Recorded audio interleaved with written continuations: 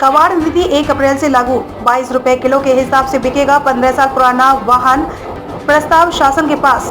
इस नीति में यदि कोई अपने 15 साल पुराने वाहन को कबाड़ सेंटर पर बेचता है तो उसे लगभग 22 रुपए प्रति किलो के हिसाब से इसका दाम मिलेगा।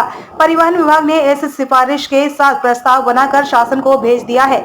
1 अप्रैल से कबाड़ नीति लागू हो रही है। इस नीति में यदि कोई अपने 15 साल पुराने वाहन को कबाड़ सेंटर पर बेचता है तो उसे लगभग 22 रुपए प्रति किलो के हिसाब से इसका दाम मिलेगा।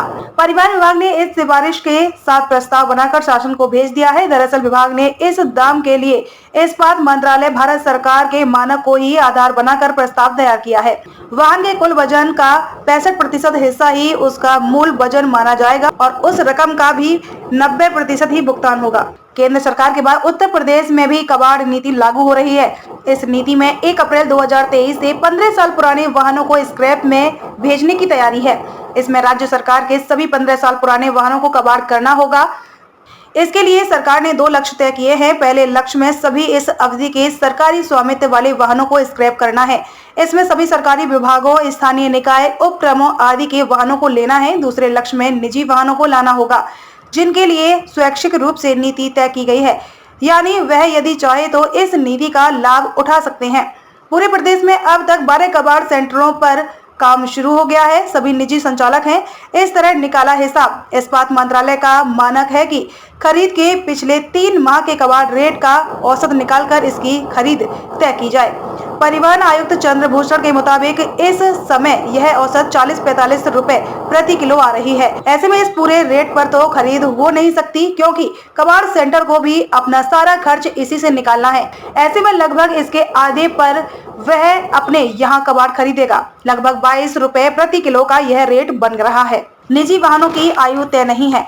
निजी वाहनों की बात करें तो उनकी आयु तय नहीं की गई है। 15 साल बाद ऐसे वाहन की फिटनेस करानी होती है। यदि वह फिट है तो उनका पंजीकरण अगले 5 साल के लिए रिन्यूअल हो जाता है। ऐसे ही निजी व्यावसायिक वाहन, ट्रक आदि वाहन का भी हर 2 साल में फिट होने की स्थिति में रिन्यूअल होता रहता है। हाँ, राष्ट्रीय राजधानी क्षेत्र में यह नियम समाप्त कर दिया गया है। वहाँ पेट्रोल चलित वाहन की उम्र 15 साल और डीजल वाहन की उम्र 10 साल तय कर दी गई है। इसके बाद उनका पंजीकरण रिन्यूअल नहीं होगा, या तो उन्हें एनसीआर से बाहर ले जाना होगा या कबाड़ में बेचना होगा। सरकारी कार्यालयों में 3367 वाहन कबाड़ घोषित। प्रदेश भर में 203 सरकारी कार्यालयों ने अब तक अपने 15 साल पुराने वाहनों की सूचना भेज दी है।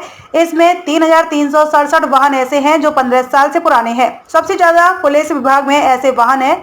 उत्तर प्रदेश पुलिस के पास कुल 397 वाहन ऐसे हैं। इनमें से 366 वाहन तो 15 साल पुराने हैं जो अभी दौड़ रहे हैं, जबकि 31 वाहन 20 साल से ज्यादा पुराने हैं। हालांकि 8 वाहन भी इस श्रेणी के हैं पर वे चलते नहीं हैं। उत्तर प्रदेश राज्य परिवहन निगम के पास ऐसी 258 बसें हैं। इनमें 169 तो 15 साल जबकि 89 बसें 20 साल पुरानी हैं।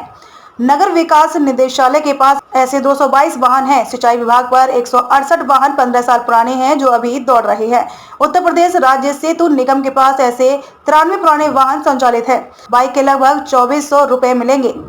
यदि इस नीति में कोई अपनी 15 साल पुरानी बाइक देने लगे तो उसे लगभग 2500 रुपए मिलेंगे। यदि बाइक का वजन 180 किलो है तो उसका वजन 65% माना जाएगा, यानी वजन हुआ 117 किलो। 22 रुपए प्रति किलो के हिसाब से 2574 रुपए बने, जिनका 90% यानी कि 2316 रुपए दाम मिलेगा।